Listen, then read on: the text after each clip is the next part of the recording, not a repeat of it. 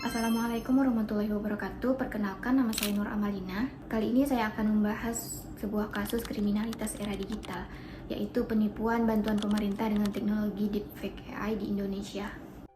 Tolong jawab dengan jujur ya, saat ini kalian butuh apa? Biaya sekolah, biaya kuliah, modal usaha, mau bayar. Pada Januari 2025, polisi menangkap seorang pria berinisial AMA di Lampung Tengah. Ia menggunakan teknologi deepfake untuk memanipulasi wajah dan suara dari pejabat tinggi negara, seperti Presiden Prabowo dan Wakil Presiden Gibran, mana mereka dibuat seolah-olah sedang mengumumkan program bantuan pemerintah. Dalam video tersebut, AMA akan menyertakan nomor WhatsApp, di mana jika korban tertarik, korban akan dimintakan untuk menghubungi nomor WhatsApp tersebut dan membayar biaya administrasi. Dan biayanya itu bervariasi mulai dari Rp250.000 hingga Rp1.000.000. Selama 4 bulan sebelum ia tertangkap, aksi ini menelan 11 korban dari berbagai daerah dan menghasilkan keuntungan sekitar Rp30 juta. Faktanya, AMA tidak bekerja sendiri, melainkan ia dibantu seorang rekan berinisial FA yang hingga kini masih berstatus buron. Atas perbuatannya, AMA dijerat dengan Undang-Undang ITE dan Pasal 378 KUHP tentang penipuan. Lalu, bagaimana kita memahami kasus penipuan bantuan pemerintah dengan deepfake ini? Mari kita lihat dari teori kriminologi. Ada 3 teori yang bisa kita gunakan untuk melihat kasus ini. Teori yang pertama ada teori strain. Teori ini muncul ketika ada kesenjangan antara tujuan budaya dan sarana untuk mencapai tujuan tersebut. Dalam hal ini, tujuan budaya itu bisa kita samakan dengan keinginan untuk sukses finansial. AMA yang menghadapi tekanan ekonomi dan keterbatasan jalur legal memilih untuk mencari jalan pintas, yaitu dengan melakukan tindakan yang menyimpang. Ia mengejar tujuan finansial dengan cara yang salah, yaitu penipuan berbasis teknologi deepfake. Kedua, ada teori pilihan rasional.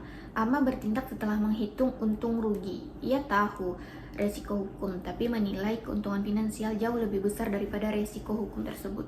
Sehingga deepfake ia pilih karena murah, efektif, dan bisa menjangkau banyak korban sekaligus.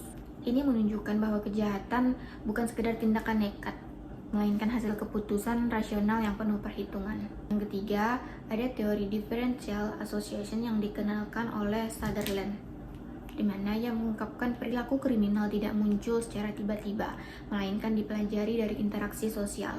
AMA bekerja sama dengan rekannya yaitu FA dan kemungkinan belajar teknik deepfake dari komunitas daring, di mana lingkungan ini menanamkan justifikasi bahwa deepfake hanya hiburan sehingga ia merasa wajar melakukannya. Artinya, perilaku kriminal AMA terbentuk dari proses interaksi sosial atau belajar sosial. Dari penjelasan ketiga teori tadi dapat kita ketahui bahwa teori strain menjelaskan mengapa AMA terdorong untuk melakukan penipuan. Teori pilihan rasional ini menjelaskan bagaimana ia memutuskan setelah mempertimbangkan banyak hal. Teori differential association ini menjelaskan dari mana ia belajar sehingga Mario menggunakan AI tersebut. Sekarang bagaimana cara kita mencegah kasus serupa? Strateginya harus menyeluruh. Strategi yang bisa kita lakukan juga berkaitan dengan teori yang sebelumnya kita bahas. Yang pertama ada aspek struktural yang berkaitan dengan strain teori. Kita bisa mengurangi tekanan sosial ekonomi dengan memperluas akses bantuan resmi, transparansi program pemerintah, dan jalur legal bagi masyarakat untuk memenuhi kebutuhan ekonominya, atau bisa dengan membuka lapangan pekerjaan yang lebih banyak. Kedua, ada aspek rasionalitas yang berkaitan dengan teori pilihan rasional.